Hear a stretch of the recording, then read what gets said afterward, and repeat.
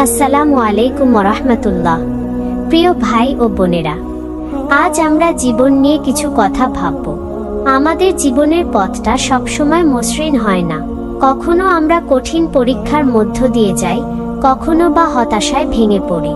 কিন্তু আমাদের মনে রাখতে হবে, এই সব কিছুই আল্লাহর পক্ষ থেকে আসে।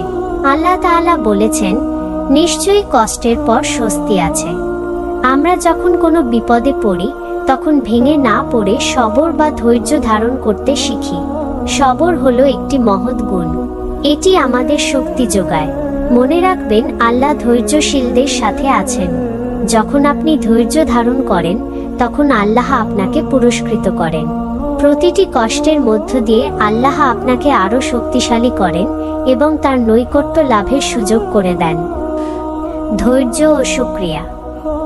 কষ্টের সময় যেমন ধৈর্য ধারণ করা জরুরি, তেমনি আনন্দের সময় আল্লাহর শুকরিয়া আদায় করাও ইকবাল জরুরি।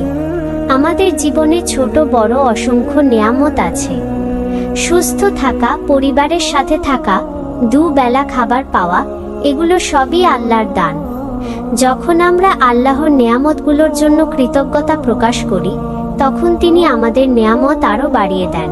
পবিত্র কুরআনে আল্লাহ বলেছেন, যদি তোমরা শুকরিয়া আদায় করো, তবে আমি তোমাদের জন্য আরো বাড়িয়ে দেব। তাওয়াক্কুল বা আল্লাহর উপর ভরসা। জীবনে কোনো কিছু পাওয়ার জন্য আমরা চেষ্টা করি, পরিশ্রম করি, কিন্তু সবশেষে ফলাফল আল্লাহর হাতে ছেড়ে দিতে হয়। একেই বলা হয় তাওয়াক্কুল। নিজের সর্বোচ্চ চেষ্টা করার পর আল্লাহর ওপর ভরসা রাখা একজন মুমিনের সবচেয়ে বড় শক্তি। কারণ আমরা জানি, আল্লাহ আমাদের জন্য যা নির্ধারণ করেছেন, তা আমাদের জন্য সবচেয়ে উত্তম।